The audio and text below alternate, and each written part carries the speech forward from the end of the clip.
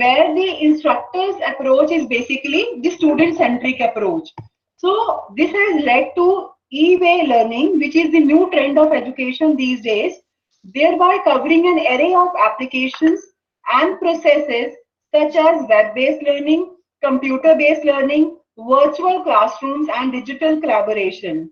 An important outcome of e-learning is the e-content. So we can say that e-learning is a process and e-content is a product. So this approach of teaching has become an answer to the complicated modern social and economic conditions. The e-content package can be used as a teacher in the virtual classroom situation. So what has changed, in fact, is the discipline of teaching resources at the teachers and the learners end. So that was the purpose of today's webinar titled A Hands-on Approach for Developing the E-Content. Basic purpose is to acquaint the participants with the relevance of the e-content and e-learning approaches, to familiarize the participants with the tools and techniques of e-content, and to develop competencies for using massive open online courses. So for achieving this purpose objective, today we have with us Dr. Vishal Kumar, who is a distinguished scholar, academician of national and international repute. He is a PhD, MCom and MBA Finance, and presently he is working as a Dean Research and Director at School of Management, Maharaja Agrasen University, Baddi, Himachal Pradesh. He has a vast teaching experience of 22 years as a faculty of commerce and management with specialization in accounting, finance, banking, and entrepreneurship. He is a prolific author and he has authored 24 textbooks and edited 4 books covering array of titles pertaining to commerce and management. Adding more to his profile, he has published 45 research papers in various journals of repute, as well as presented 43 research papers in national and international conferences.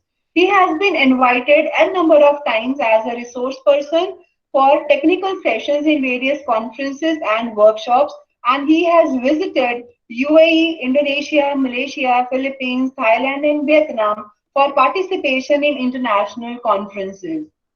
He is not only a good academician but also a vibrant researcher, innovative professional, and a creative thinker.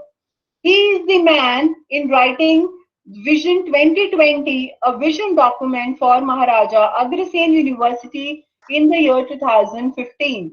He has completed many projects as coordinator or co-coordinator assigned by MHRD and UGC. He has been delivering massive open online courses, also known as MOOCs, as course coordinator in the subject of organizational behavior through Swayam portal.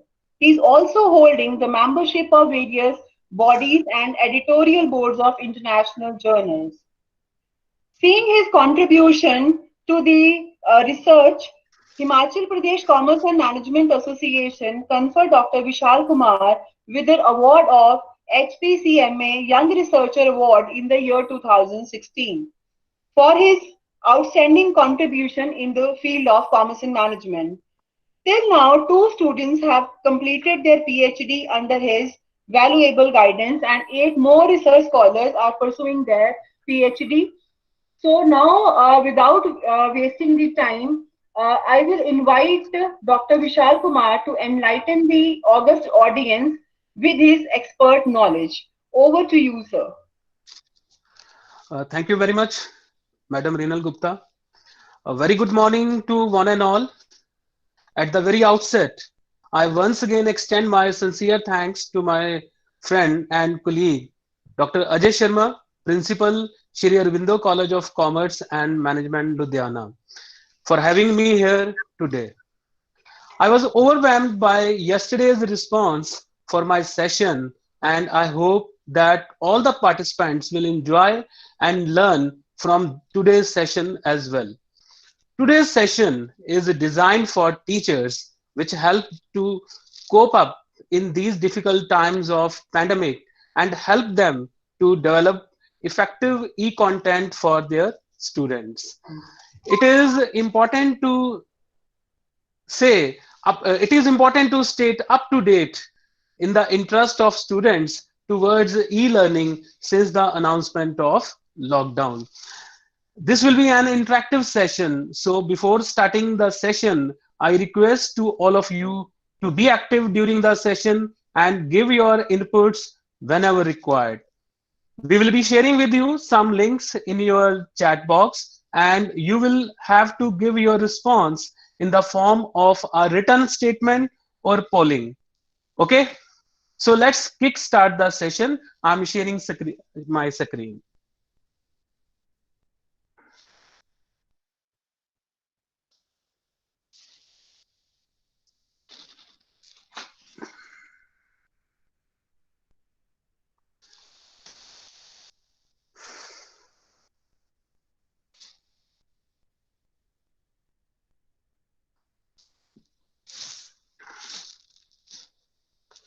I hope my screen is visible to everyone.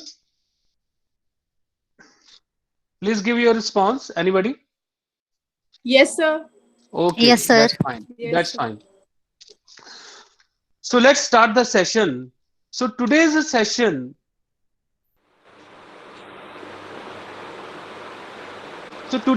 is focused on the topic, a hands-on approach for developing e-content. The session will be focused on traditional versus modern teaching, about the e-learning, MOOCs, a different educational space, designing and development of e-content, and last but not the least, think, pair, and share activity will be conducted, right? So, dear participants, the easier answer to the question as to what the teacher should know about the modern world is everything, right? Teachers are expected to impart skills to students like being great communicator, applying critical thinking, knowing how to collaborate with diverse people, and being creative, right? The students expect their teachers to be their friend, philosopher, guide, parent, and facilitator also. So he has to be a continuous learner and an excellent listener. The more he listens, the more he learns. And the more he learns, then the more he teaches, right? So that's why it is said that the teachers are lifelong learners and their learning is the real meaning of learning from cradle to grave. So what do you think? Being teacher is easy? Right. It is not that easy. The expectations of the students are enormous these days. Let's have a look. So it's a portrait of the modern teacher. So you can see what are the expectations of the students from us. We are all one community, right? So solid foundation of the knowledge we must have. 360-degree eyesight who can see positives before negatives. X-ray vision, good sense of humor so that he can always cherish their lectures. Students can always cherish their lectures. Helping hand, encouraging, gold hearted, strong moral values, musical fingers, script writer, good communicator, and noise filter ears. Noise filter ears means whatever he listen from the even in the classroom, he must understand what his student wants to communicate, and he must be the master of the computer technology, and he must have the memory of an elephant, a galaxy of bright ideas. So you can see that the expectations of the students nowadays, these are enormous, right? So a very small question I have, what is expected from 21st century teacher? So think for a while. What is expected from 21st century teacher? So let's have one warm-up exercise. I want all of you to give me your input in my Padlet. You can click the link which I will be sharing you in the message box. And by clicking that link given in your chat box, you can directly go to my Padlet. And please, I would request all of you to participate in this activity. Okay, I'm giving you a window of 2 minutes. Vijay, please share the link to the participants.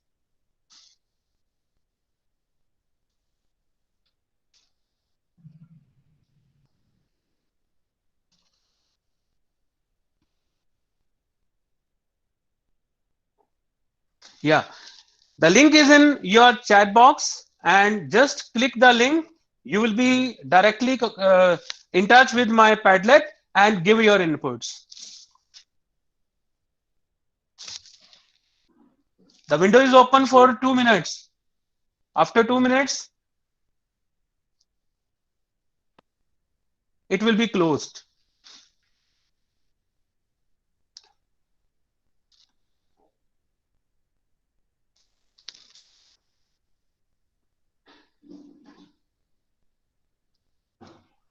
Yeah, that's great. I'm getting your I'm getting your remarks. Hurry up, hurry up. Time is up.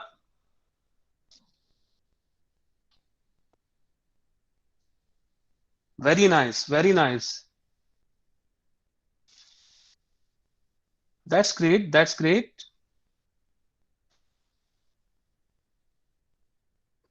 Are you able to see my Padlet window?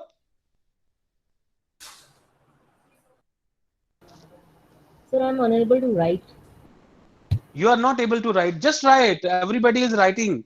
I have already received. I'm able to see the people's writing. Yeah. Yeah.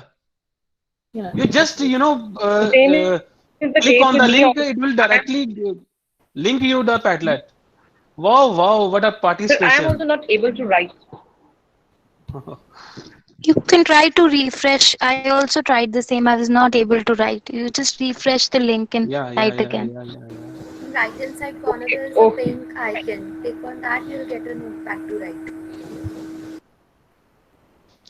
Is it the What a link in wonderful the response. chat I'm box? telling you, what a wonderful response.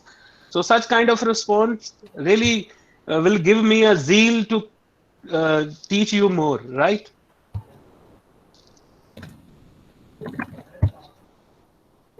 Wow.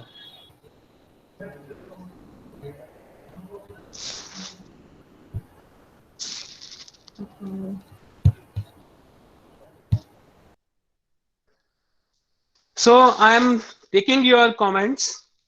Uh, you should write your name also so that I can share with the audience your name also. Anyway, I am taking the comments of those who have written their name on my Padlet.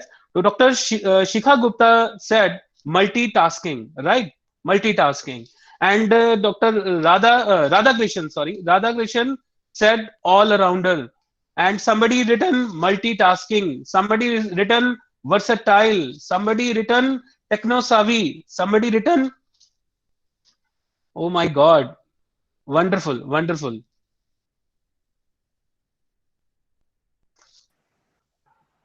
Yeah, 2 minutes are over, and please don't write now because it will jumble up otherwise.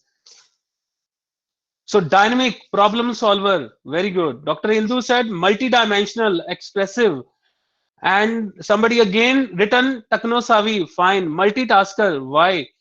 Knowledge sharing capability, very good. Good learner, good user friendly, very good. The 21st century has to multitasking and play multiple roles in the organization. He or she is expected to be a master of all fields. Very good. So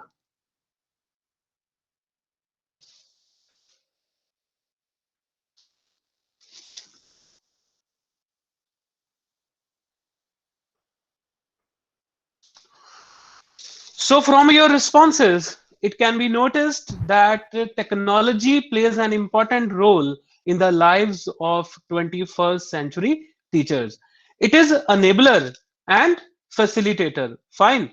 So to implement the technology enable teaching and learning, the teacher must be good subject expert, awareness, appropriate IT or ICT experience, hands-on experience he or she must have, and he must be the creative thinker and must be innovator, right?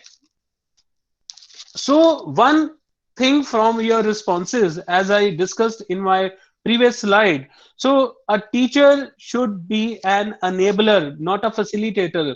So all these things shift the approach of the learning, that is from bricks to clicks. So let me explain what is the meaning of the bricks here and what is the meaning of the click.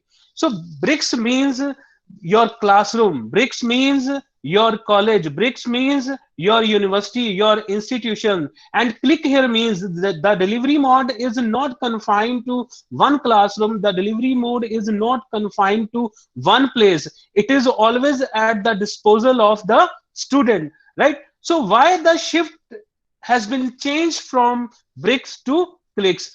So that is the that is due to the growing student population, increase in the tuition fee, and lack of facilities and funding facilities in the colleges and universities. And while joining the courses online or while in the click mode, you will find more virtual universities, right? And some of the courses are free of cost, or rather most of the courses are free of cost.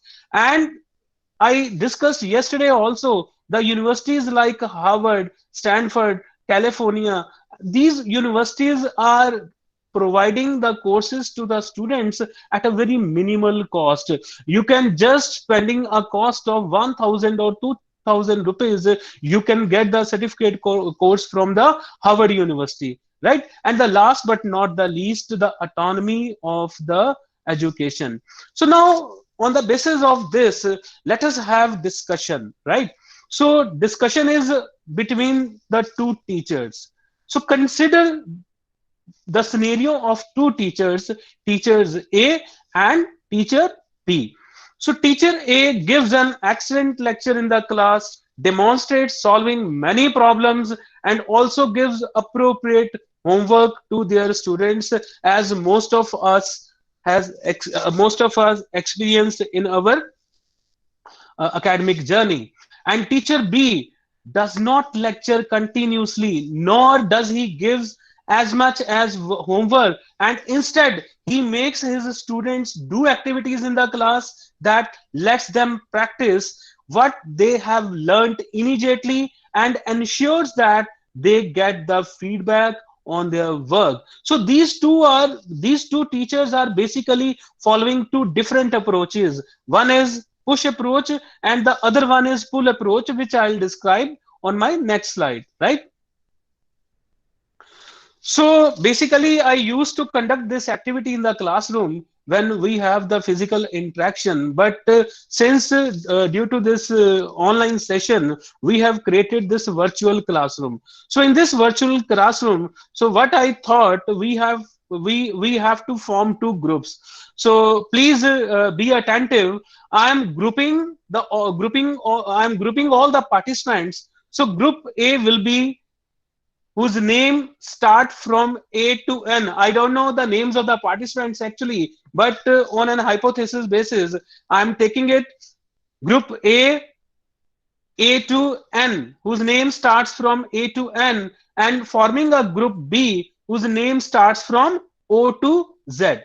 Now discussion will be between the two groups, group A and group B. And whenever you will mention in your chart, you need not to mention your name, just write A or B to avoid to keeping in consideration the constraints of time, right? So you just mention group A or GA or GB, and then give me your observations or give me your opinion, right? So group A, what the group A will write? Group A will write points for in favor of teacher A's method. I repeat, group A will write the points in favor of teacher A's method, and group B, whose name starts from O to Z, will write the points for favor of teacher B's method. So I will be waiting for your responses. Again, giving you this time I am giving you 3 minutes, not 2 minutes. This time I'm giving you 3 minutes. So window will be open for 3 minutes.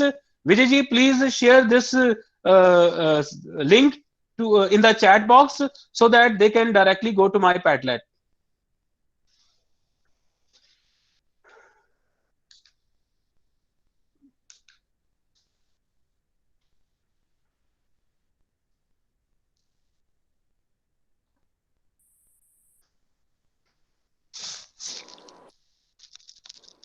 So can you please repeat question once again? Yeah.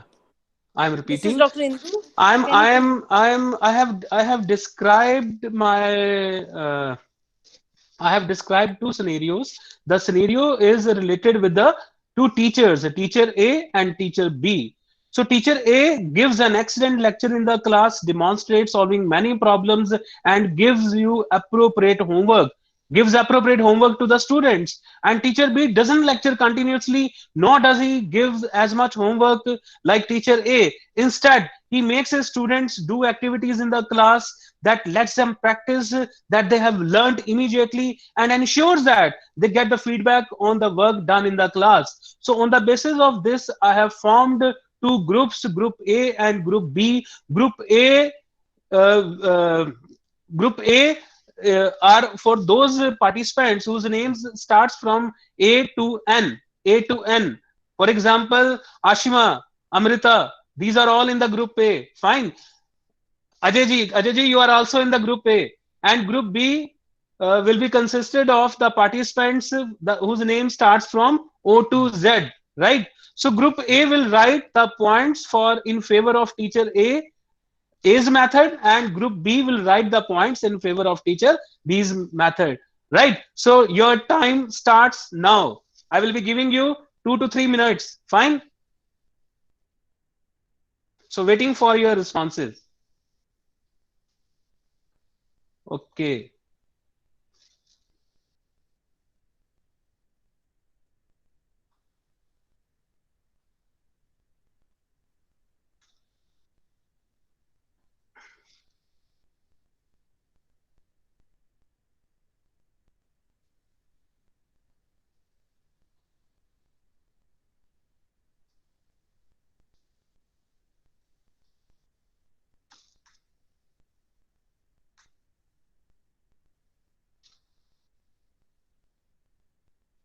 You not only have to write group B, but your comments also.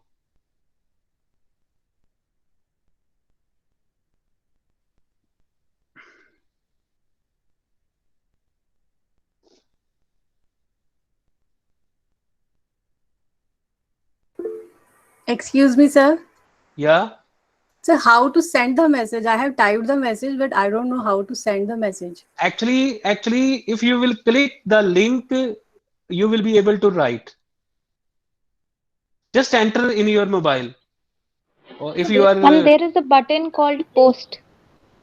yeah, just If post you it. write a message, a red colored button would be there called post. Yeah. So where is link? Link Can is you in the send message box, man. in the chat box? It is in the chat Yeah, box. Yes. or directly we can On send the it. right side. Yeah. You just click, or if you have the bar scanner, then you can just scan the barcode. Okay. It will directly link you. Ma'am, it is given on the right hand side.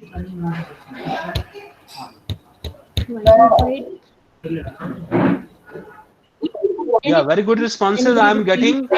Very good participation. I really appreciate the Please, zeal of the could you please send the participants. link again, please? In the chat box only. It is in the chat box only. You see the chat box. That is why I didn't get your remarks on the chat box, because with the today's participation is a huge participation, and sometime it is difficult to see how many people have sent their post in the chat box. Is it a So that is, HTTPS bit ly activity? yeah. Okay, sir. That's really nice.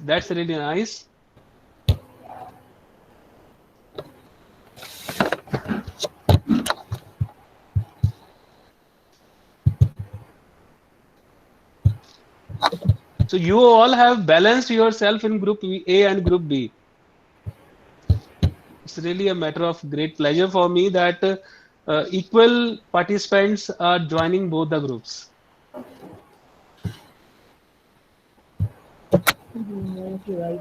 Very good, very good. I'm getting your responses, and you would be able to see the responses on my Padlet. Are you able to see your responses? Yes, sir. Yeah. Yes. So these are real-time responses. Even you can edit your response once you written wrong. You can even edit it. Even I have the power to edit your responses, right? So at the end of this activity, I'll summarize something about this new technique also.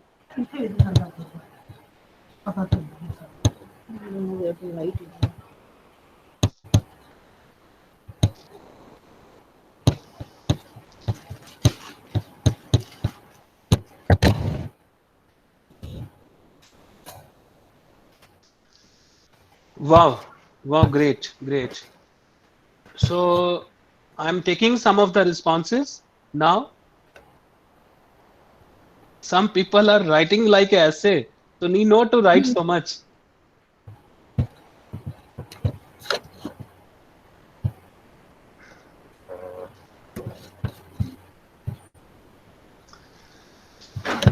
So I'm beginning with some of the responses from group A.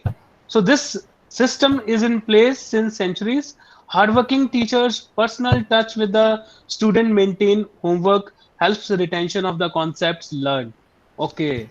And somebody has written about group B.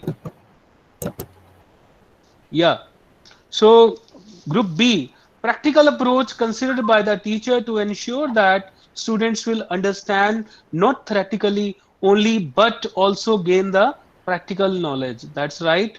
Again, Swati Gupta written that student may have more retention when they practice it, more interactive sessions. Okay. Again, group B. So the person has written the student want teachers to focus on the holistic development of the students, which includes every aspect of life, not only the academics, because students feel frustrated from the traditional educational system where we teach same thing to all the students. Like 50 in the number in a class, they want education regarding whatever they feel they want. They want specialized and customized knowledge and education because every student in a class has individually different interest, talent, and skills. We can't judge a student on the same parameters. Who has written this statement? Please unmute your mic and just say who has written this statement. Yes, sir, I have written So this. please give me your introduction. Sir, I am Professor Amarjeet Kaur from Shri Aurobindo College of Commerce and Okay, Management. okay. I really appreciate your comments, and it's really very right that we nowadays we have to follow the holistic approach. So let me take some comments for in favor of Group A. So Group A, Balveer Singh said, Teacher A do their work more interactive and friendly, motivated, more interactive and friendly. Okay. So moving further, on the basis of your discussion, let's summarize, right? So who is this? Who is this? Teacher A or teacher B? You can unmute your mic, no problem. Teacher A or teacher B? So teacher Teacher A. A. How you come to know Combination he of is A and teacher B. A? How you come to know he is teacher A? Teacher A. I'm asking how you come to know he is teacher A? Because From his expression, from his expressions, there is a from board. his expression, and There is a board. yeah, There is a board. the board is fully filled with Many problems and solutions. Yes. Okay, right. So he is teacher A. That's right. He is teacher A. Please unmute your mics. And she is teacher B, right? So teacher B, as we are seeing that she is using the technology, she is using multimedia audio visual aids to teach their students. And let me explain now. I've also explained yesterday that we follow two pedagogies, two approaches to teach the students, right? The first approach is push model of learning. So in case of push model of learning, the source of information is centric, right? It may be only the one person, it may be the only one mode, right? So for example, as I explained yesterday, for example, I am a teacher.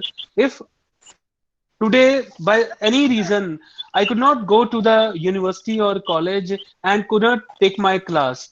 So students will not, they can only read the books, or they can only read the previous lectures which teacher already given, the teacher A, and their teaching will be paused on that date, right?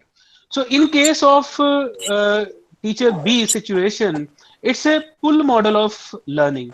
So in case of pull model of learning, as some of the faculty members from SACCM already explained, that for the holistic development of the students, we have to follow the pull model of the learning. So in case of pull model of the learning, the students have the number of resources. He is not confined to the classroom. He is not confined to the teacher. He can join the self-paced courses. He can get the help. He can download some of the tools from the internet and various sites he can easily visit. He can have online mentor of his or her choice, right? Peer-to-peer interaction can be possible by joining the discussion forums. So in case of online learning, in case of e-learning, you can join the discussion forums where you can ask any question to your peer group and they can reply you the answer, and virtual class can be created. So this is the difference between the teacher A's approach and teacher B's approach. So what is the difference? Teacher A, we have discussed, gives an excellent lecture in the class, demonstrates solving many problems, and gives appropriate homework to their students. But in the 20th century, information was at premium because there was no internet. Imagine, there was no internet. If you want to send the message, for example, I am residing at Chandigarh and some of my friend is residing at Delhi, and if I wanted to send him message, so telegrams were the only mode, or they can write the postal cards, etc., right? So there was no internet facility. Books were very expensive, limited access to the libraries, and so on. Hence, those who had access to the information could transmit it effectively were highly valued. So the teacher or the students who have the information, so they were highly valued. So students were mostly passive learners. So there was one-way communication. There was one-way communication, absorbing the information during the lecture and doing their practice later. Now, what has changed in 21st century?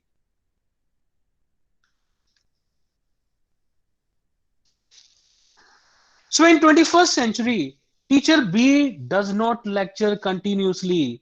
He or she taking the help of multimedia audio visual aids, as well as he is focused to get the feedback from their students. So feedback is very important.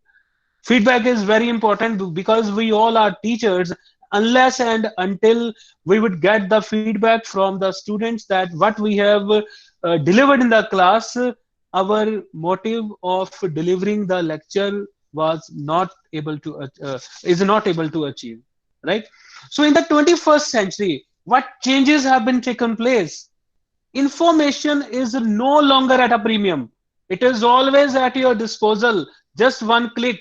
As I have already discussed that there is a change in the shift from bricks to clicks. Lots of accessible videos, demos, and so on are available on the internet, on YouTube or on web. You have a number of resources to download the videos, and you can clear your doubts. Hence, it is not enough for a teacher to only transmit information effectively. So this shift of focus from teacher centric to the learner centric approach. So there is a big difference between these two approaches.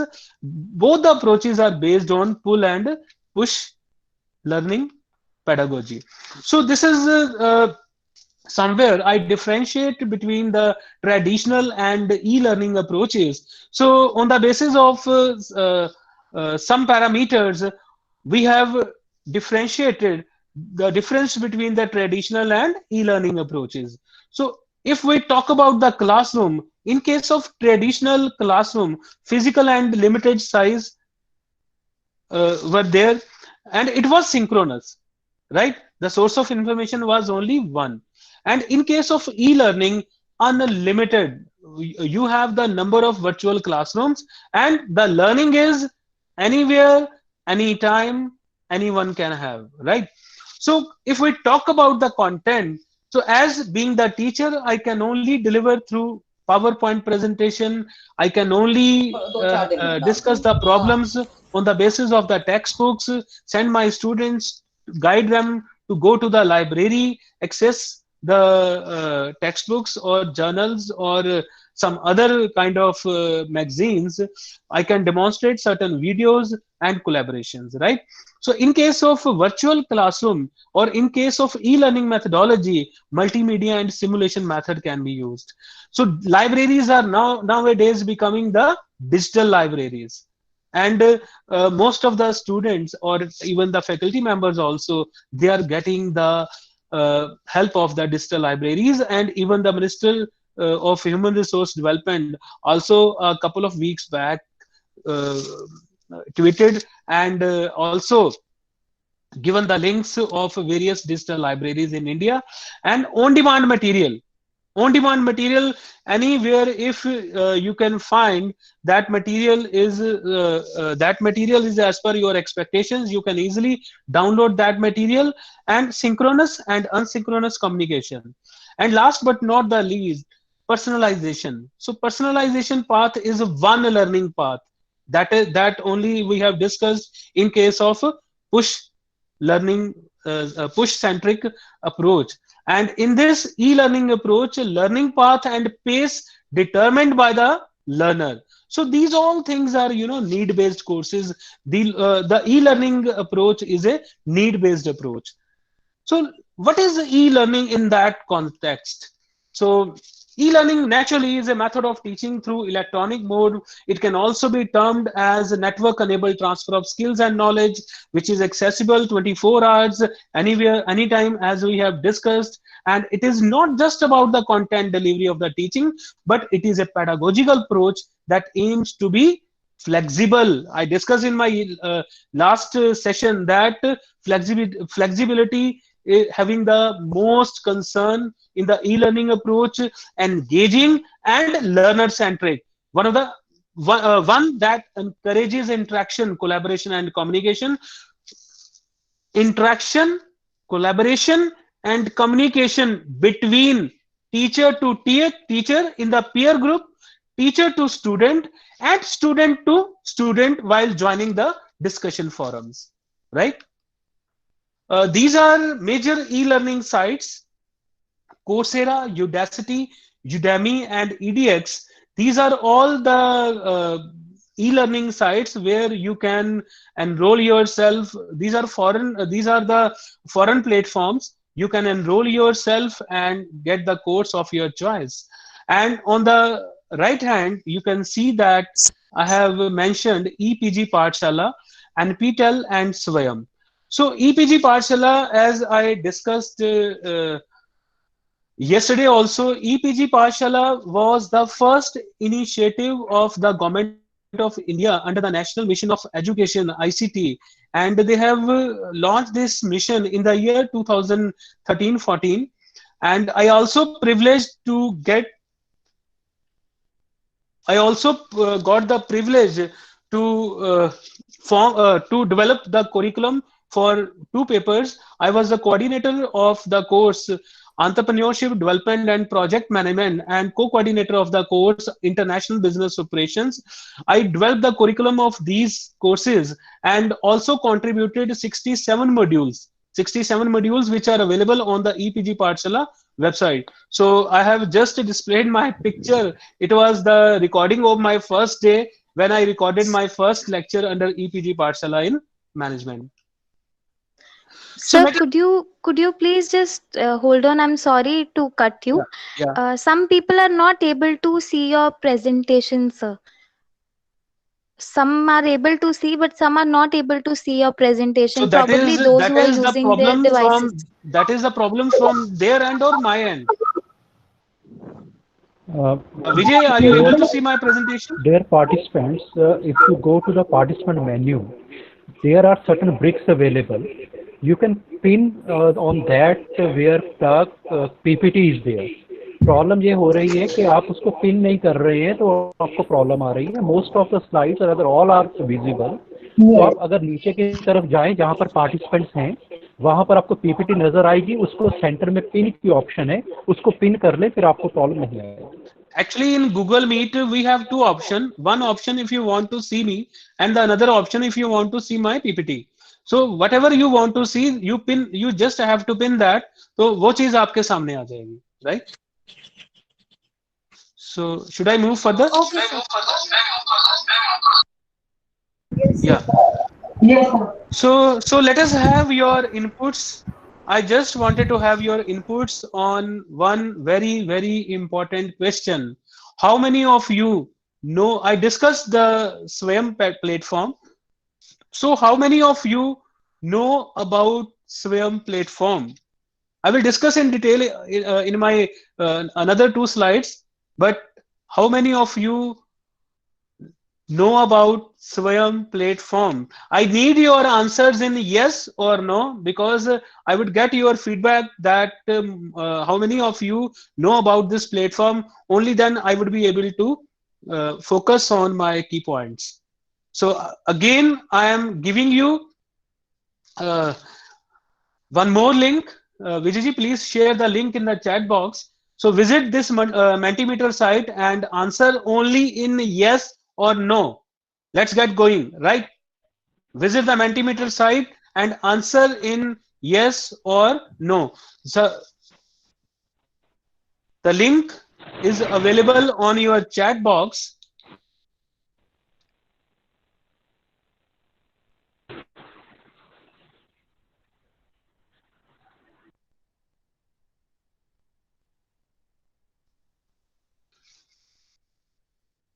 The link is available on the chat box, and by clicking that link, you would be able to give the answer.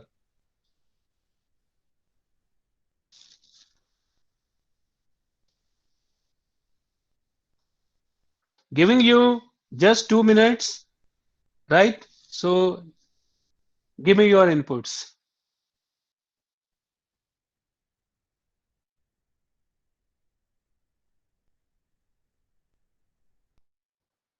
I hope this kind of window will be open to you, right? Just write yes or no.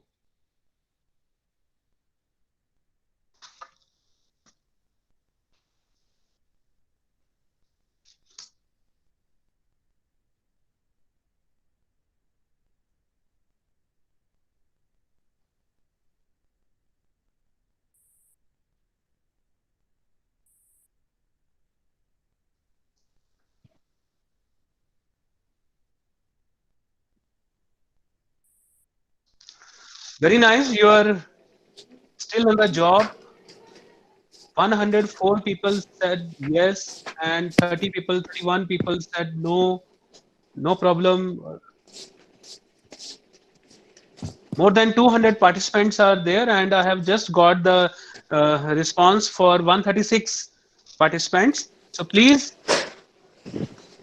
contribute. Yes, 137.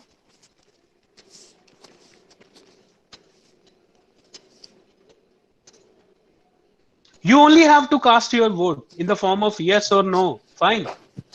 My screen is visible to you? Hello? Yes. Okay, okay, that's great. That's great. How many of you know about Yes, Swayam sir. platform? Very nice, very nice. 141 people, 142 people have contributed so far, and 110 have written that they know about the Swayam platform, and 32. The number is the number is small, but no problem. Yeah, 144 people have written.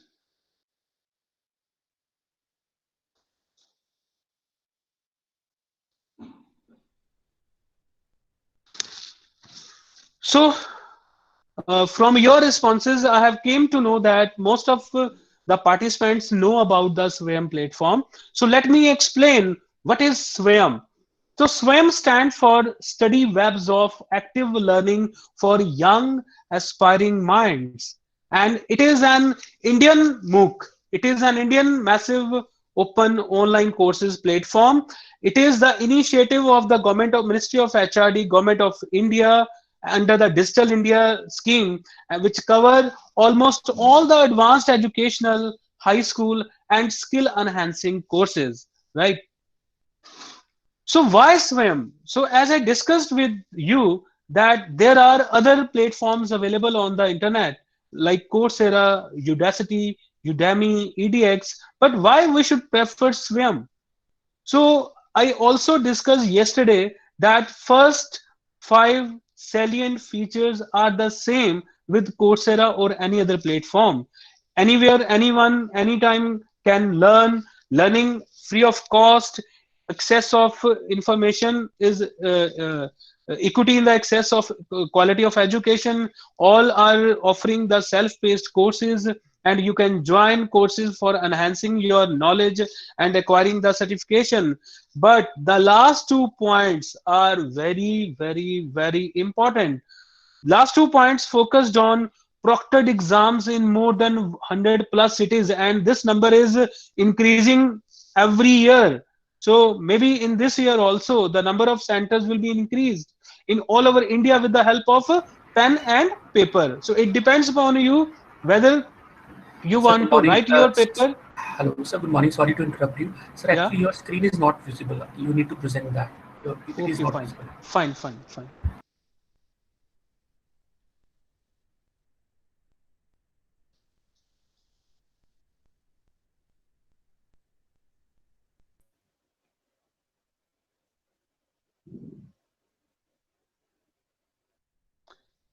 Is it visible now? Yes, sir, it's visible. Yes, sir. Okay. Yes, sir. For Sorry for all those you. people, the screen is not visible. I think you can pin it. It will be visible.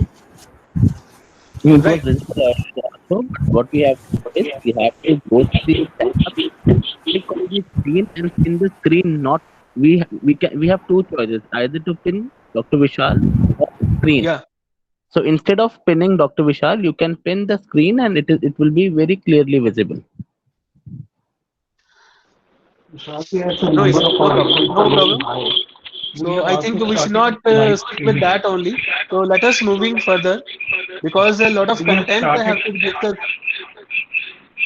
Somebody unmuted their mic. Please mute it. Thank you. Thank you very much. So as I discussed that if we compare the Swayam platform with the platforms of the Coursera or EDX or Udacity or Udemy, so the first five salient features are the same. You can join the course anytime. You can learn from anywhere, any part of the world. Free of cost courses can be joined. Equity in the excess of quality education. All the courses are self-paced courses, and you can join either for enhancing your knowledge or acquiring the certificate. But the last 2 points are very important. So the last 2 points are proctored exams in more than 100 plus cities. And I said the number of centers are increasing every year, right? In all over India, with the help of pen and paper, credit transfer is the most distinction of the Swayam platform. So Swayam platform is the initiative of Government of India, and UGC, as per UGC guidelines, 20% of the courses of any university can be offered through online mode, right? So if you have joined any course, and if you, by qualifying the exam, you are able to get the credit transferred from that particular host university. So this is the distinction of the Swayam course. So MOOCs, basically, what is MOOC? So MOOCs is a different educational space.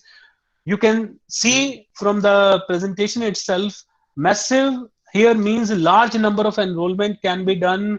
I have seen the courses on the Swayam, which has the more than 10,000, 15,000 enrollment. Even I offered the course on Swayam platform through MOOCs, organizational behavior, and in the first cycle I got the highest number of enrollment in the management, and more than 3,500 students were enrolled in my course, right? So open here means no mandatory qualification. It is open to all the students, and online, fully online course here means the structured course, the structured content. Online course aims at unlimited participation and open access via the web. So basic philosophy of the MOOCs, as I said, is AAA. So AAA means anytime, anywhere, and anyone can join the course. So these are the national coordinators of the Swayam platform. So AICTE, CEC, IGNOU, IIMB, IIM Bangalore, NCERT, NIOS, National Institute of Open Schooling, NITTR, NPTEL, and UGC. These all are national coordinators for Swayam platform. So the role of AICTE or UGC or CEC or NITTR or IIMB or NCERT or IGNOU. So you can see from my right hand explanation that some national coordinators are offering non-technology UG courses. Some national coordinators are offering technical and engineering courses, and some national coordinators are offering teacher training programs like NITTR, and IIM is responsible for offering management programs, right? So as I discussed that I am also privileged to be a part of MOOC on Swayam platform. My course will be on the Swayam platform within a day or two, and the Ministry of Human Resource Development already issued a notice, and even UGC already issued the notice to all the vice chancellors of India and mentioned that this year they are going to offer 84 UG courses and 42 PG courses, and I am also privileged to be a part of the course in the postgraduate course for postgraduate classes. My course will start from 6th July and date is 31st August, and the exam date is already fixed. It is 14th or 15th December. Punjab University is offering this course, and if the students qualify this course, after qualifying this course, Punjab University will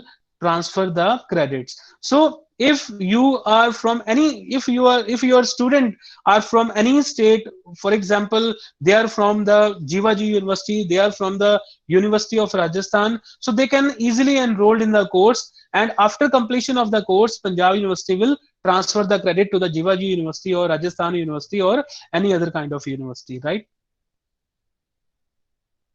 Now moving towards the designing and development of the e-content, which is also the very important part under MOOC. I again need your responses in this regard. Have you ever developed because by getting your inputs, I would be able to focus on the key points again. Have you ever developed the e-content which is published on the web? It is not material that you have contributed for MOOCs or you have contributed for EPG Pathshala, any sort of content. If any sort of content you have developed and it is available on the web. So I just need your inputs in the form of yes or no. I again sharing this link. So please, the link is bit.ly/vk_polling1. I repeat, bit.ly/vk_polling1. So this is the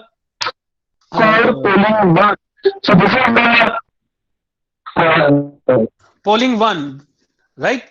So please share this link in the chat box.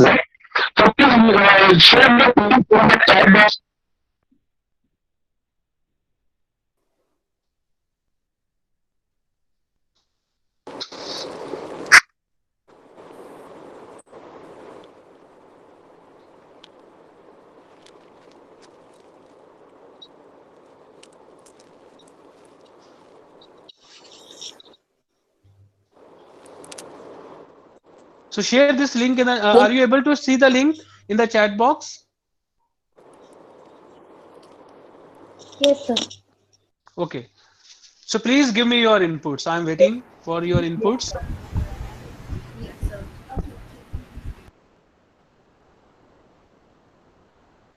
Done.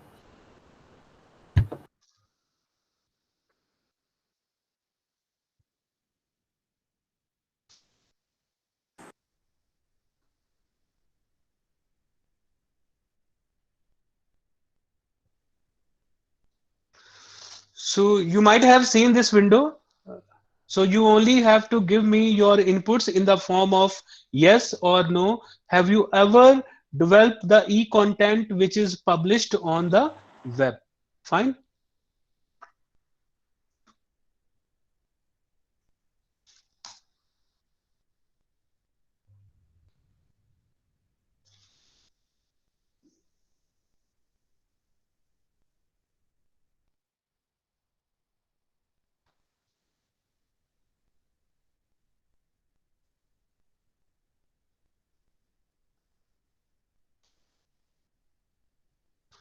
So this time the response is very good. 154 people have casted their vote. How many of you know about Swayam platform? 154 people have already casted votes. 120 people said yes. Very, very nice. It's a very, I really appreciate this. And 34 people said they have not involved in any project or they could not get the chance to develop the e-content. So e-content, I repeat, doesn't mean that you have created the e-content for any particular course. Sometimes we just develop the e-content and publish it on the YouTube or on some other website, right? Sometime on the college website. So thank you very much for your input.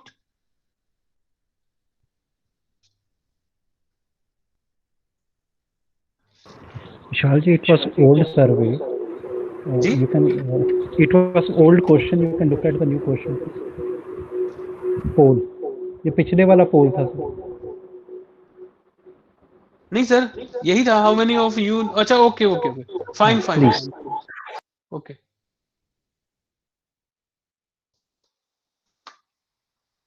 It was regarding the development of the e-content.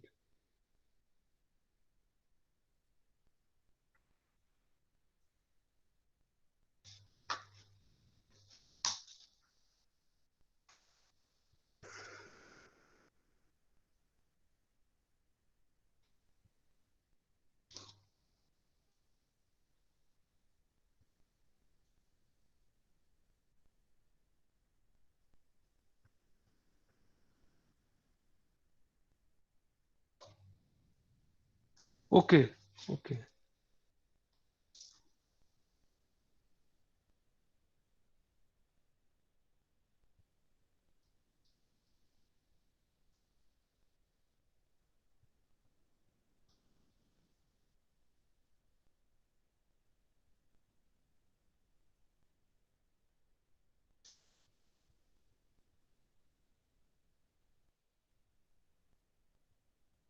Just wait for a while.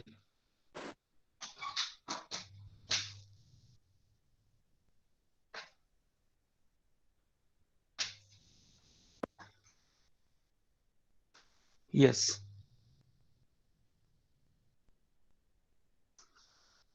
Yeah. It is visible now. Visible, sir. Good.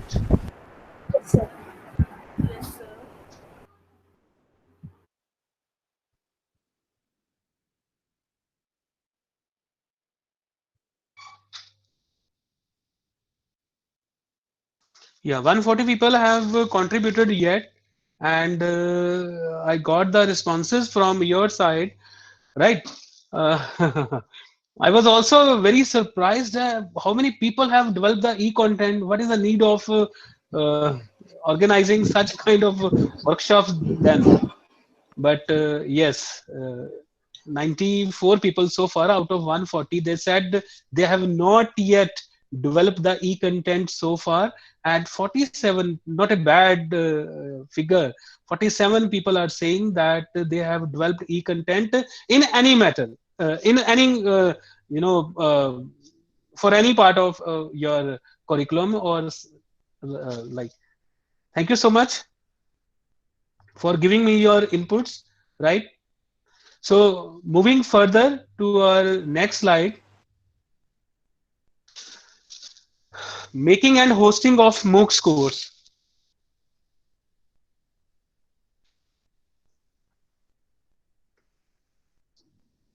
My screen is visible to I hope my screen is visible to all of you. Yes, sir. Yes, sir. Okay, fine. So making and hosting of MOOCs courses, you can see here that national coordinators. So for publishing a course on the Swayam platform through MOOCs, first of all, the national coordinators identify the course coordinators and the host institutes. The host institutes are normally the government universities because funding is also involved in this course, and they prefer to give this course to the government universities, state universities. So national coordinators to identify the course coordinators and host universities. Then the course coordinate, the role of the course coordinator is to create a team. How they will create the team? They will first of all identify the content writers. Content writers are those people uh, who will who will write the content for the modules, and video presenters, people who will present the video, who will face the camera, content reviewers. It is not just like the case that anything you have written will be accepted by the national coordinators. They want that it must be reviewed by very professional and renowned academician should be involved in your project, so that whatever the content you write or you develop, it must be reviewed by those senior professionals. And the technical reviewers are those reviewers who technically review your videos, who technically review your presentations, and who technically reviewed your all the course. And after that, you have to because in this whole process you also have to approach one multimedia team for recording your videos and incorporating the animations wherever required. So after completing the whole process, the course will be handed over to the national coordinators, and the national coordinators will host this course on the Swayam portal. So it is not an easy task. Sometimes people see the videos of videos of the courses, and they think that it is an easy task. I have seen in today's presentation some of the content writers and even the contributors in my project, they have also enrolled, and I request them after the completion of the session, they gave their they share their experiences with everyone, how they developed the e-content, and how they completed the projects, and they helped me to complete my project also, right? So MOOCs development under SWAYAM. So developing of MOOCs here means one course is equal to one paper. So we generally repeat this as course. So course means paper. So content to be spread over generally in 15 weeks, because most of the courses which are available on the SWAYAM having 4 credit courses, but it is not compulsory that every course should be the 4 credit course. Even sometime the 2 credit course, the 3 credit course are also available, right? So each week should consist of 2 or 3 topics or lessons or sessions. E-text will be available on the MOOCs platform, SWAYAM platform. Videos are also available on the SWAYAM platform. Earlier, the duration of the videos were 30 to 40 minutes, but nowadays the duration has been reduced by the national coordinators. It is 8 to 10 minutes now, right? So why they have done this? Because sometimes the students may get bored to listen the videos for a longer time. So assignments would be there, self-assessment questions will be there, discussion forums will be created by the coordinator of the course, quizzes will be there, activities will be there in order to seek the attention of the learners. Because nowadays they have introduced the learner-centric approach, LCM model, learner-centric model. So in case of a learner-centric model, they have divided the whole MOOC development in 4 parts that I am not going to touch, because I need another 1.5 hour or 2 hours to complete that content, right? So references are also very important. So CR here means content reviewer, and TR here means a technical reviewer. So it is a very important team and development team, where course coordinators will give the task to the content writers, and parallelly whatever the modules will be created by the content writers will be given to the content reviewer, or reviewed by the senior professionals or senior academicians, and then it will be presented for videos, and the technical reviewer will see the recording of the videos and give their inputs to the multimedia vendor.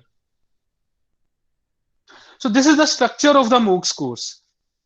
The MOOCs course is a structure like course introductory video.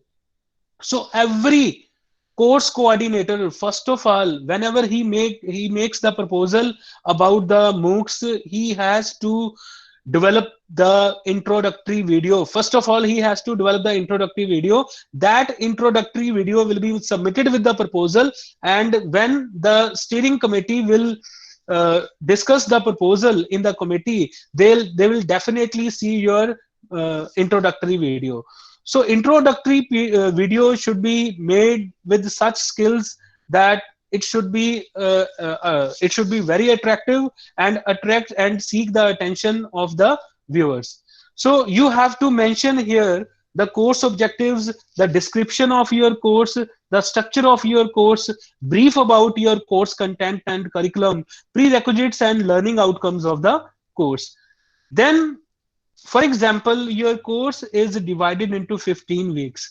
So every week you have to record the introductory video, and at the end of the course, at the end of the week, you again summarize that week's content, and again you have to make the video. So introductory videos are the videos of 1 to 2 minutes, which covers the week-wise description and brief content and activities to be undertaken in the week. So again, after week introductory video, the content will be provided, will include the course content in the forms of text and video, self-assessment questions, activities, discussion forums and references. And again, you will wrap up your week's summary. And again, 1 to 2 minutes summing up video covers the content tough in the week, content taught in the week, sorry. So quizzes and assessments are the part of your structure of the MOOCs course, right?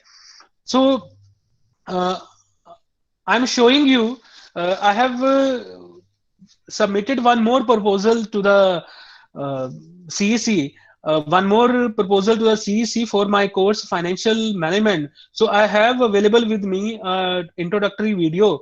That introductory video is 5 minutes and something, 5 minutes and I think 30 seconds.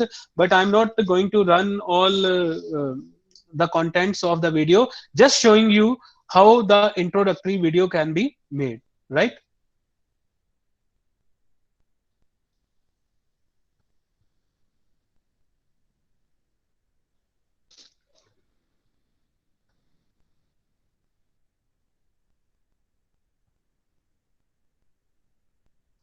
Are you able to hear? No, sir. Okay, okay. Just wait. Just No, wait. no, no. Cannot hear. Okay, okay.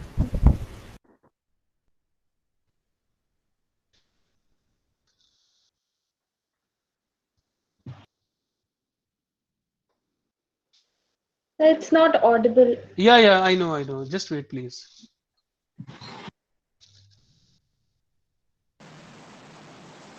No, sir. No, sir. Wait, please.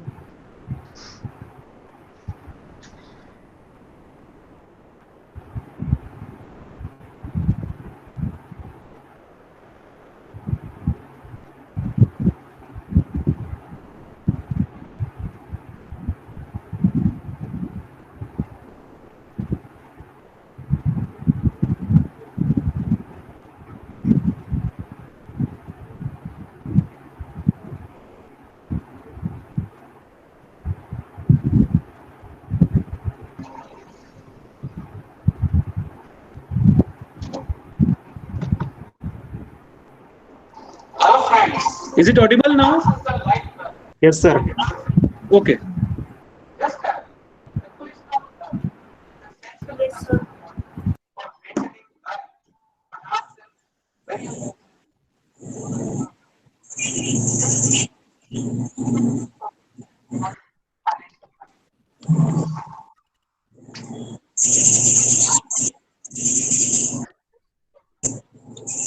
So the voice is not very clear.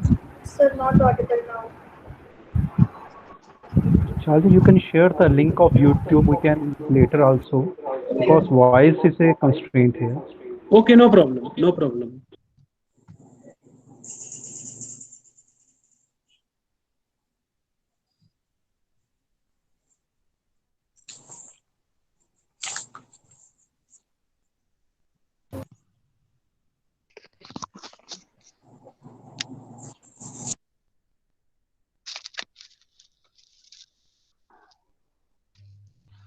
Actually, some of the participants, they are giving their inputs that it is audible, and some of the participants, they are saying that it is not audible. Anyway, moving further.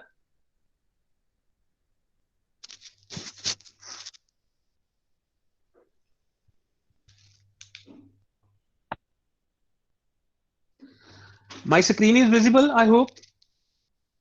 Yes, sir.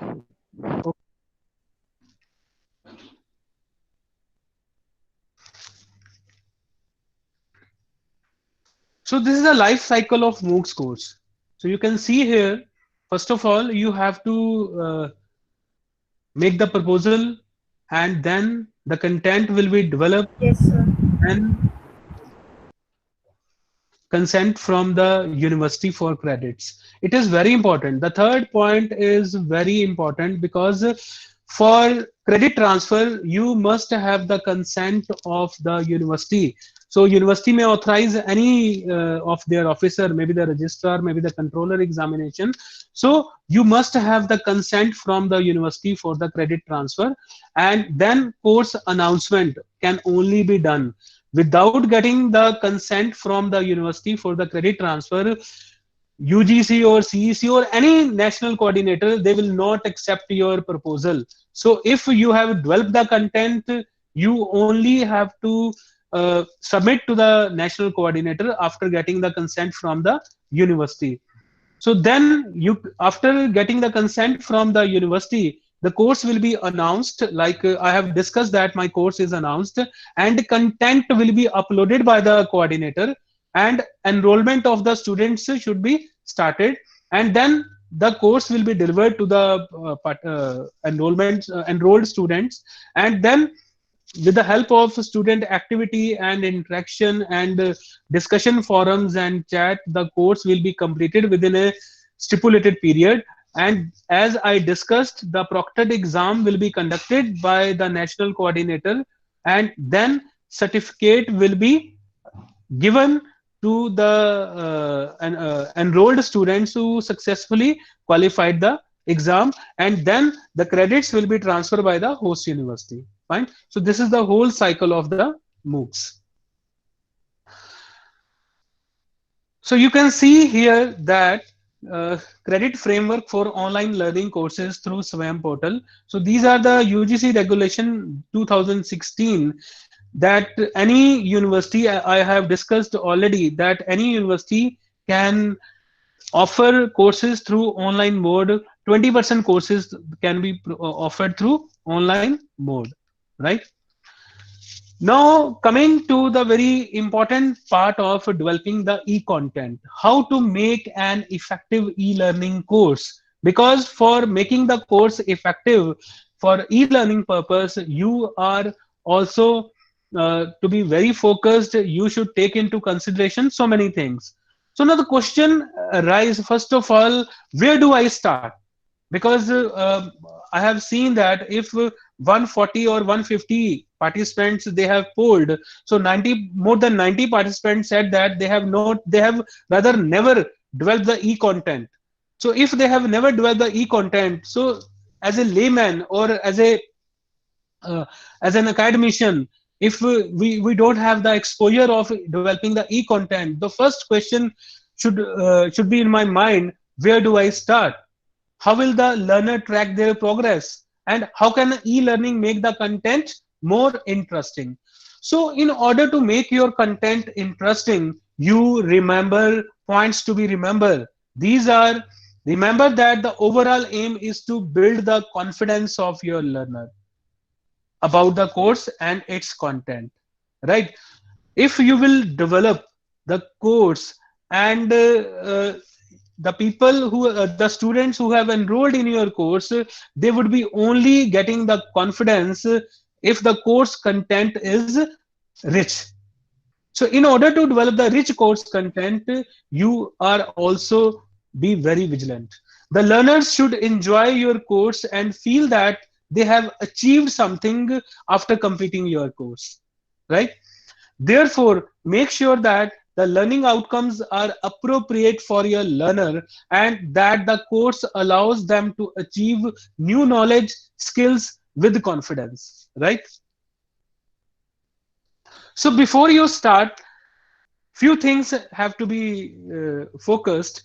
These are, have a clear idea of who your learner, because unless and until you don't know about your audience, you cannot create such type of content.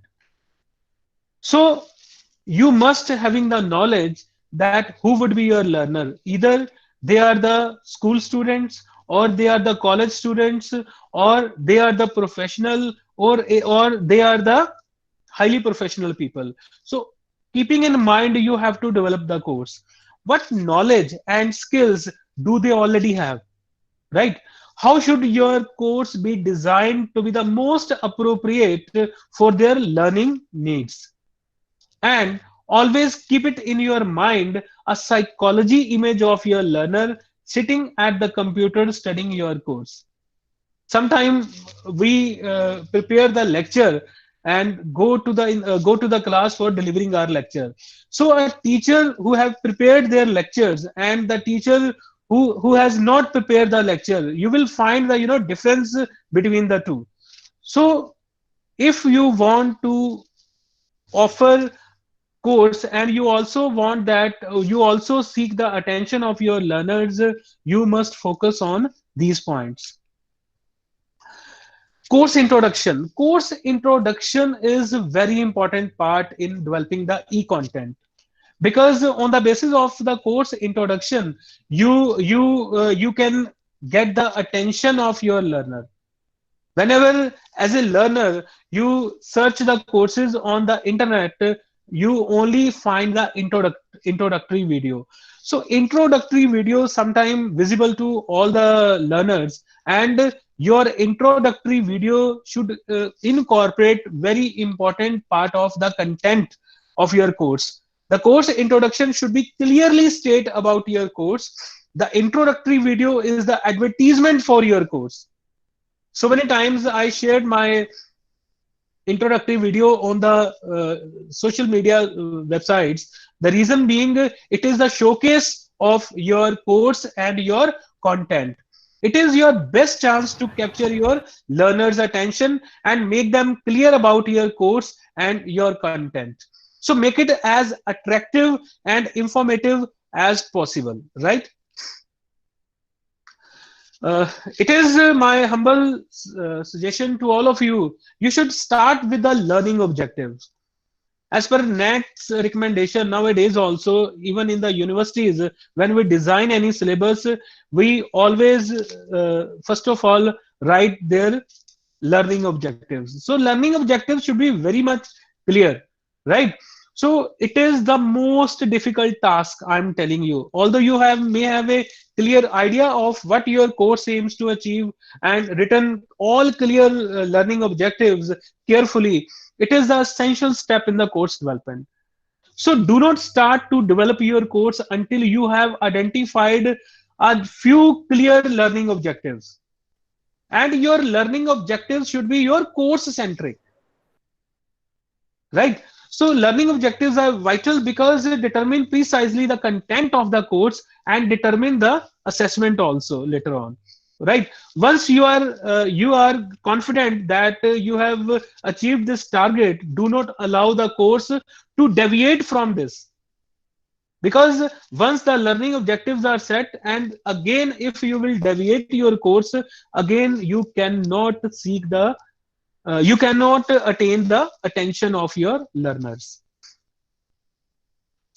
E-content is the major part of your course, right? The content is the information that you want to provide to your learner.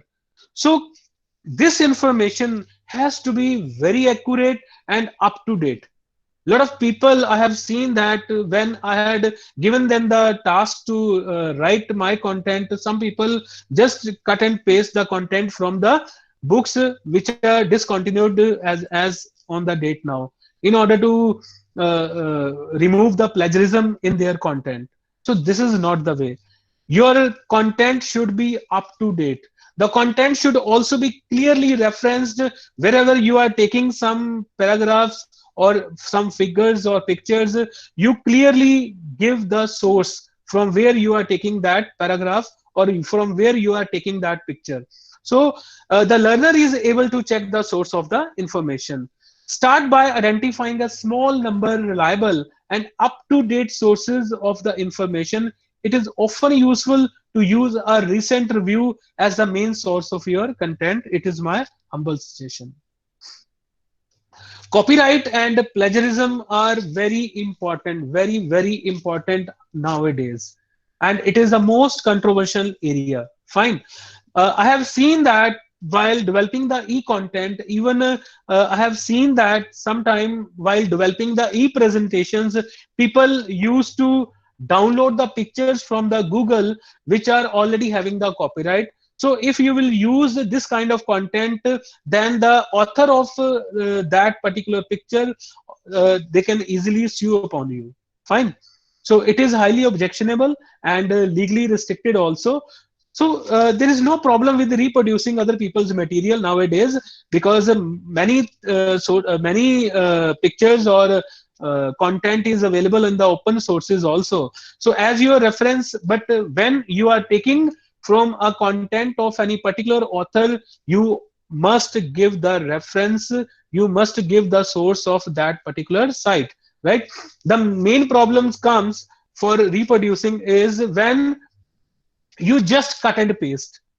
So avoid cut and paste, because if you have the habit of cutting and paste the content, you cannot develop your original content. So people will only follow you, the people will only study your course if you have the original content.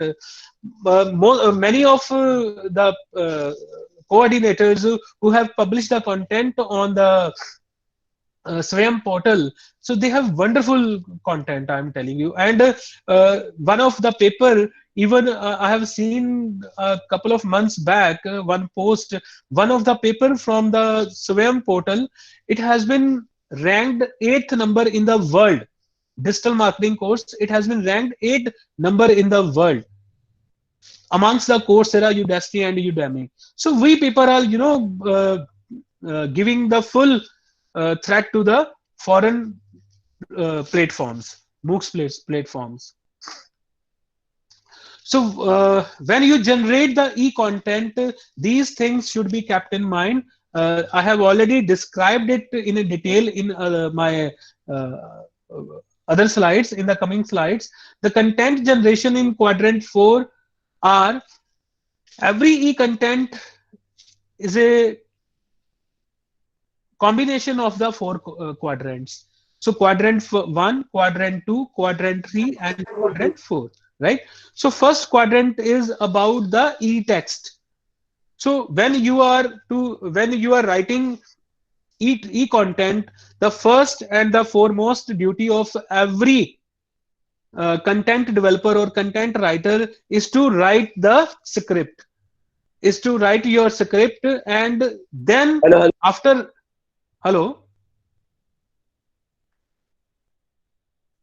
then after writing the script, you will have to make the PowerPoint slides. Then PowerPoint slides will help you to present your content in the form of videos. And apart from this, quadrant 3rd and quadrant 4th should also be incorporated in the form of learning resources or web resources as a learning resources, and you can here give the students many resources which they can explore on the web. And self-assessment is very, very important, even the feedback also, right? So e-content, these are just a few guidelines for developing the e-content.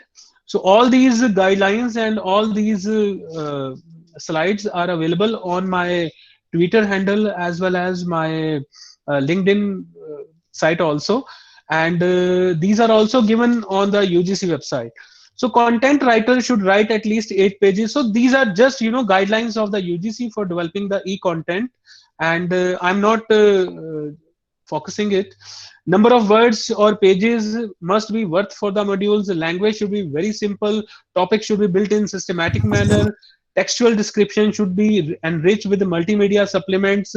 Self-help exercises should be there. Illustrations should be there. Latest development and trend should be incorporated in your content, and appropriate URLs wherever required should be incorporated, right?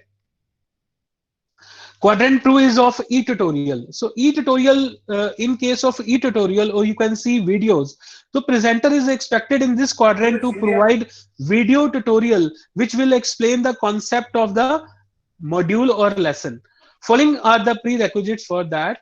The duration of the videos, as I told you in my previous slide, that nowadays the videos are 8 to 10 minutes, because we always want that the learner should be we always seek the attention of the learners. In order to seek the attention of the learners, we are avoiding the we are avoiding the lengthy videos, right? So it may include the animations, it may include the simulation, virtual labs, and it must not be like a spoken tutorial, because we can see some of the videos on the internet that the people sometimes are merely reading the material. Sometimes it is just looking like this. So it should not be. You all, whenever you will talk to the, whenever you will record the videos, your focus should always be on your camera, right? So it must be looking like you are interacting with your learner, right? So video tutorial should be initiated by the content writer or a teacher who submit your content, and the expert writer whose videos are recorded should look straight into the lens, as I described, right? So these are very, very, very, very important. Learn more or web resources.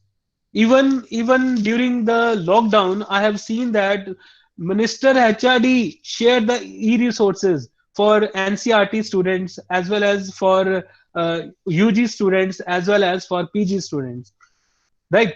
So learn more quadrant is about supporting material of respective modules in different forms, and the content writer should provide the minimum 3 kind of the further source of material. Did you know these are all just, you know, the kinds of providing the resources? Did you know interesting facts, glossary used during your content writing development, web links, and sometime points to ponder. So self-assessment or the assignments. So assignments are very important part of the modules, very important part of the e-content development nowadays, because unless and until I would not be able to get the feedback from my students that they have understood my lecture or not, there is no use of developing the MOOCs. So for self-assessment, the content writer should provide minimum 10 to 15 questions for each module in one or more of the following formats. It may be in the multiple choice questions, it may be true or false statements, it may be the fill in the blanks, or it may be the match the columns. So this is just the specification of the video self-learning. It is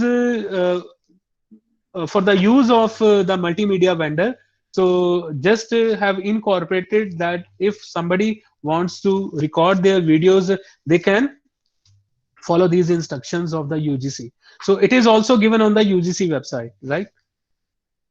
So I'm skipping this slide. So I just, it is time now. I'm going to tell you, about various useful techniques at the end of my session. So it is a technique of think, pair, and share. So give me 1 minute. Google Chrome. Yes. So the motive behind this is you all have to develop the e-content, and for developing any content, you must have the knowledge of enough words and its combinations, right? So let's look at what this activity does and how it will be helpful to you. You see these alphabets on your screen. It is a different permutation of alphabets. Are you able to see this?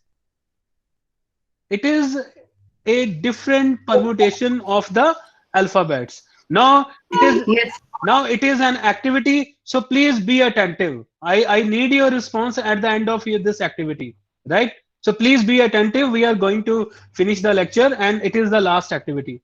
Okay. So these are 14 alphabets which I have taken randomly from A to Z. Now think. What you will think? What techniques can be used in order to memorize these alphabets? I repeat, what techniques can be used in order to memorize these alphabets? Give me your inputs. Is there any technique?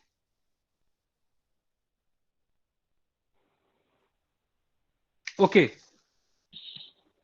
Now pair. Actually, I used to conduct this activity in the physical classroom. So since this is a virtual classroom, so it is a bit difficult for me to pair the views of every participant. But anyway, let's try. Now pair. Discuss your technique with the other participants. If anybody knows the technique, they can put it in the chat box, and so that the other participants will get to know that this one is the technique. Discuss with your participants, please. I'm giving you 1 minute.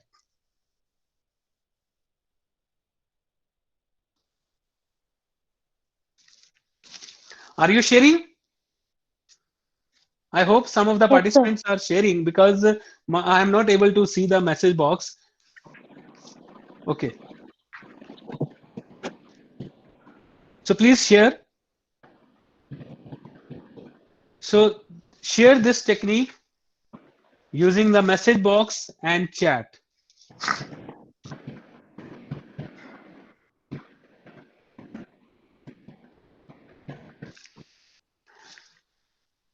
Let me also see what you are doing.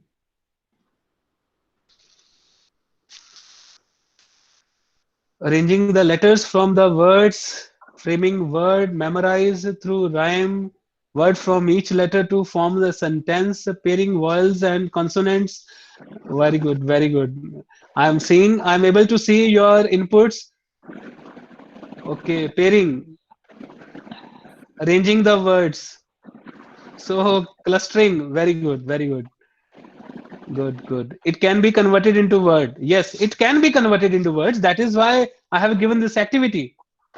Make group. Very good. Please make group. Try. If somebody is grouping the alphabets, please share. Share in the chat box only.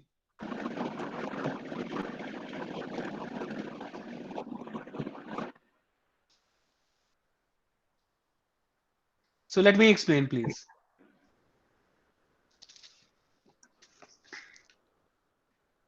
So basically, how it is structured.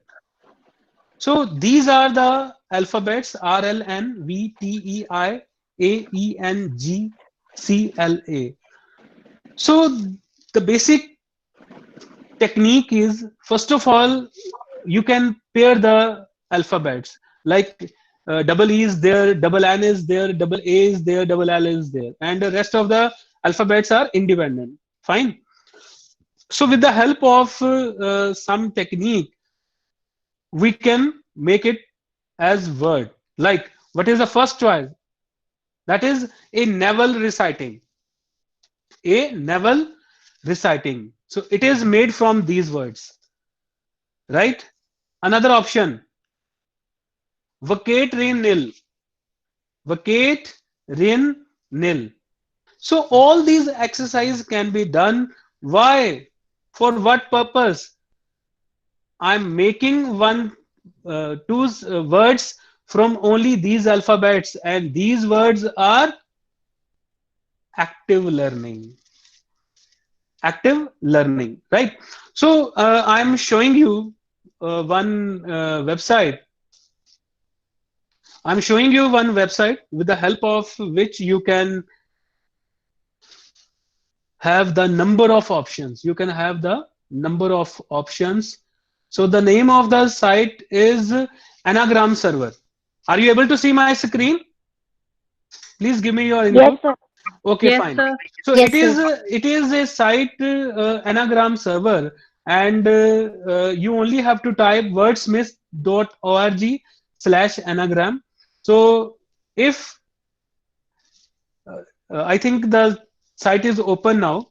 So I'm just taking those alphabets which I have given you as an activity and get the anagrams. Anagrams are basically permutation and combination of the words, right? So how many permutation and combination of the words available for these alphabets? Oh my God. Oh my God. 36,562 words found.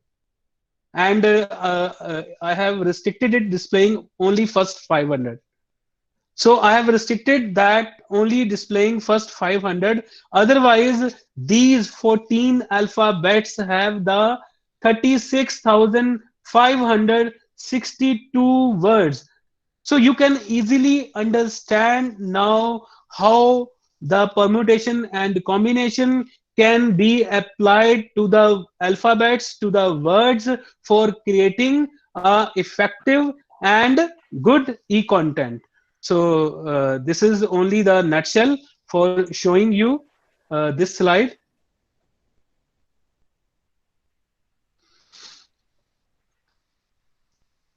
So thank you very much for patient listening, and wish you a very happy learning. So now let's talk.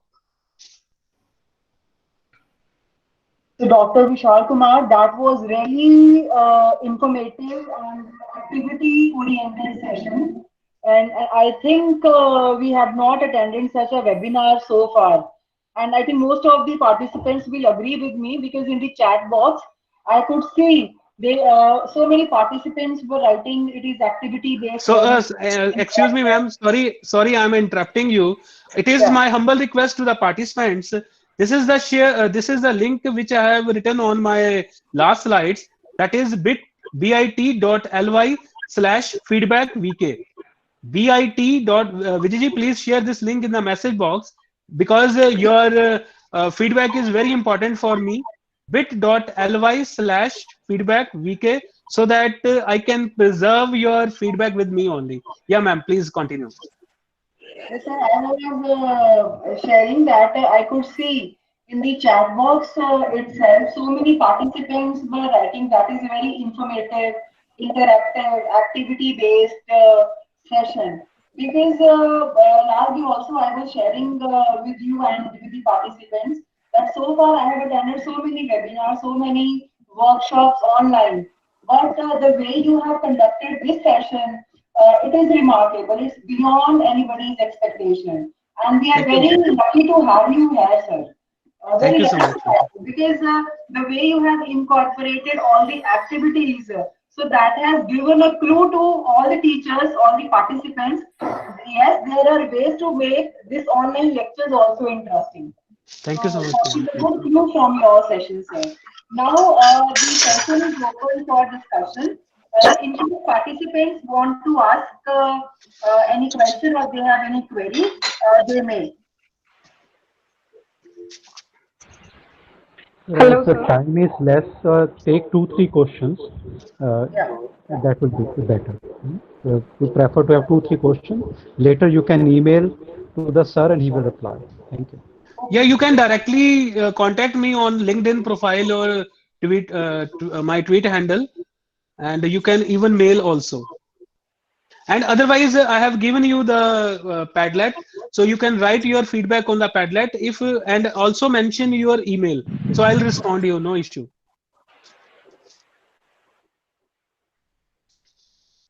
Hanji participants, any query from your side? Anything that you want to ask? Yes, good morning, sir. Good morning, Ji. Sir, you have beautifully explained about the e-learning platform and this SWAM platform as well as MOOCs. What would you say about that? What I personally feel that in most of the suburban areas or in villages where we don't have infrastructure, so how we can use these e-learning platforms? So what I personally feel that first of all we have to prepare ourselves for this platform.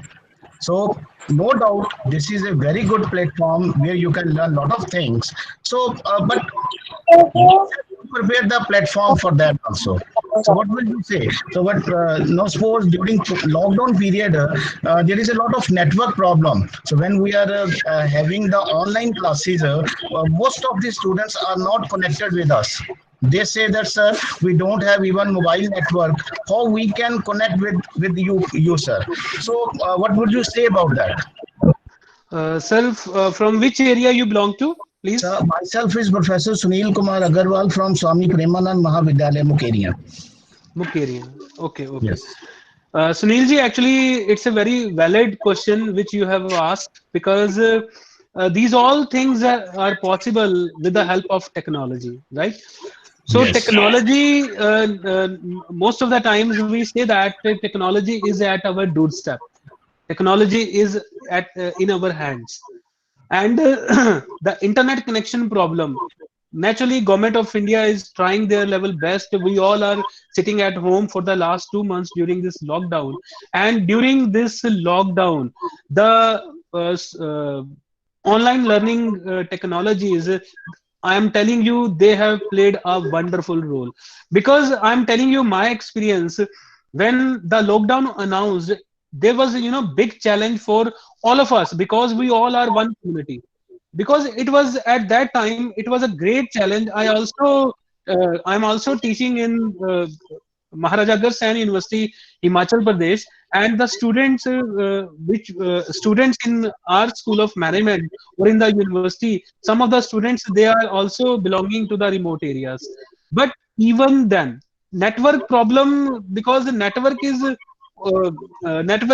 helping us in WhatsApp, network is helping us in Facebook, network is helping us in other kind of video calls. But when generally we start teaching, network sometime genuinely disturb us, right? So it was a great challenge for us also to teach students who are residing on in the remote areas. But I'm telling you, Sunilji, with the grace of Almighty, we have tried our level best. We are providing we provided the e-lectures on Microsoft Teams. Microsoft Teams we are using for teaching our students, and 90%, even the percentage is more than 90. I can say 95% students of Maharaja Agar Sain University, they attended the classes, and only 5% of the students who could not attend the classes, we generally give them the we generally provide them the study material. So challenge is there, but we have to face the challenge. If we want to cope up with the new era, if we want to cope up with the pace of the technology, we have to do this, right? Anyone else, please? Good afternoon, sir. This is Mahesh from Aurobindo College. So my query is actually, I have attended, you can say I've taken 2 courses from Swayam so far, and from one of the best, you can say, coordinator, I am Bangalore. And one of the courses I've also partly gone through from the University of Hyderabad.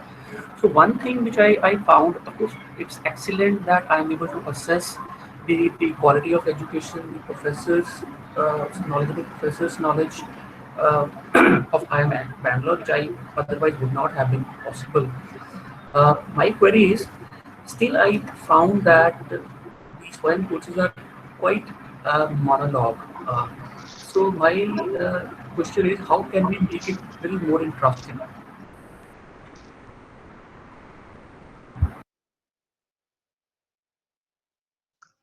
Hello.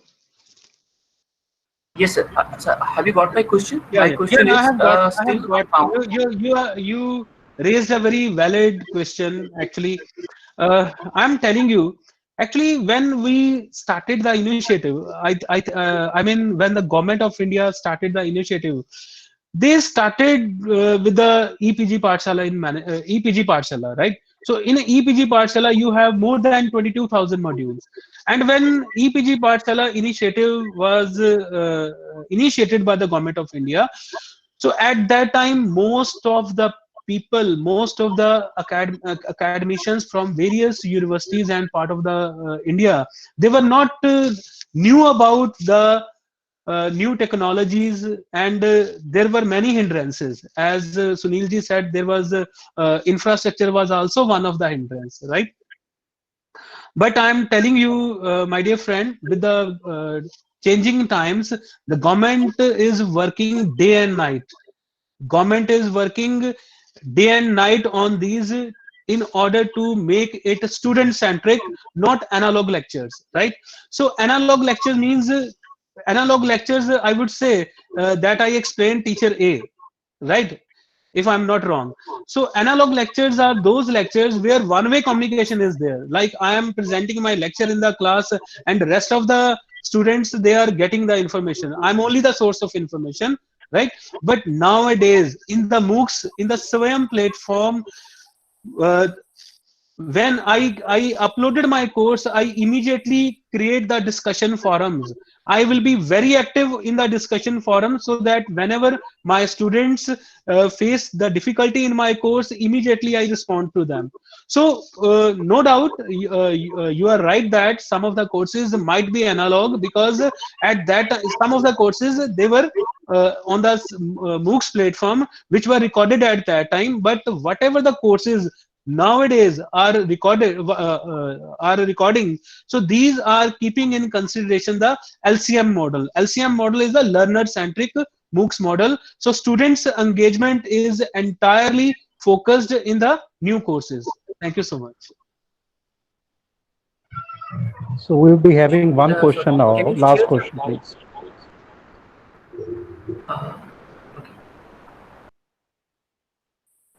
So last question for today.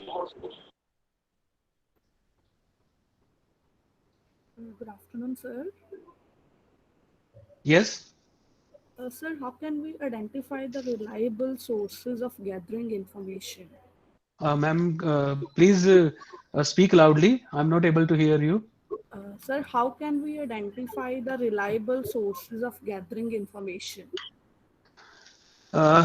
First of all, it all depends upon you what kind of information you want to gather, right? Because while using the Google as browser, it is not everyone's cup of tea, and every information available on Google is not reliable. You cannot validate those statements. So sources, like as I'm saying, that whatever the information received from the MOOCs platform, maybe the platform from the Coursera, maybe the platform from the Udacity, maybe the platform from the EDX, maybe the platform from the Swayam. So source of information does matter, because unless and until you will not download any information from the reliable source, it will not serve the purpose. So first of all, you have to decide. Even for writing the research paper, you have to download the literature review. When you download the literature review from then you have to decide what kind of journals you are to focus on, right? So journals means journals in the UGC category A, where all are Scopus and good index journals, and category B, C and D also, right?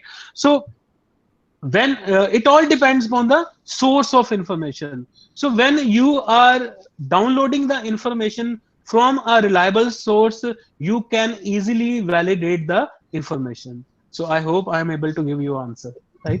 Yes, sir. Thank you. Thank you so much, ma'am.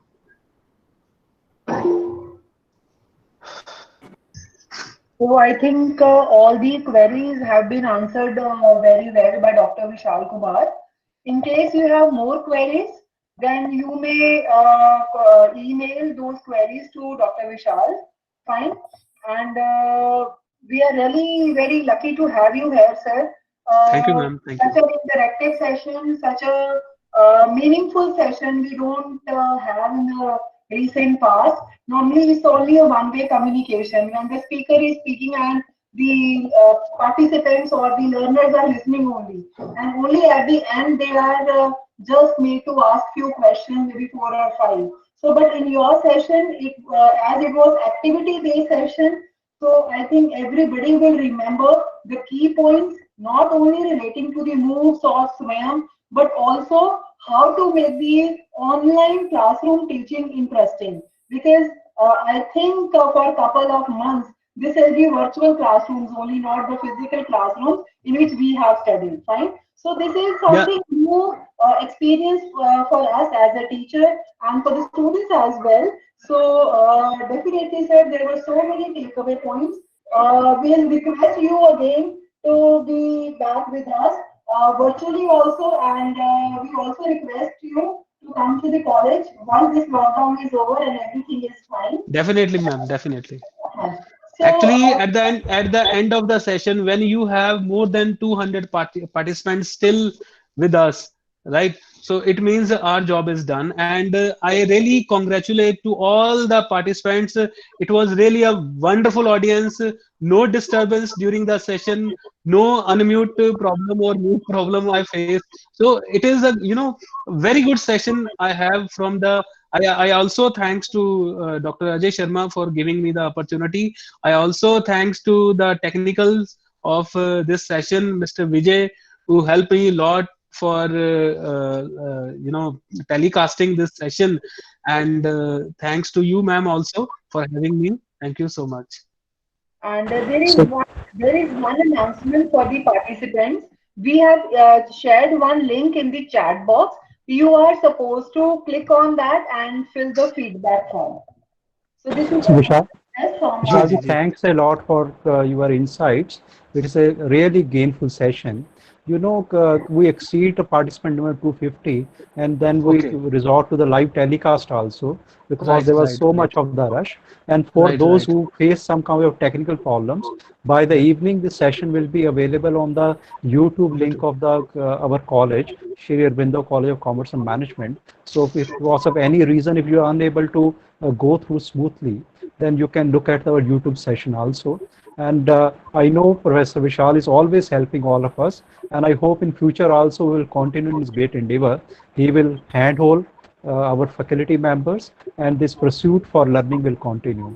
Thanks a lot, Vishalji, and all the participants who have come from the so far off places. I was looking at these are faculty from Assam, from South India, from Jammu Kashmir, and very far off places. It is Anil, a great player for Some all of of the us. faculty members, they are from the abroad also, sir. I have seen Yeah, that. yeah, and it is a great learning experience, sir. Congratulations to you. Thank you so And much, all sir. the persons who are ensuring the success of this webinar. Thanks a lot. Thank you so much, sir. Thank you.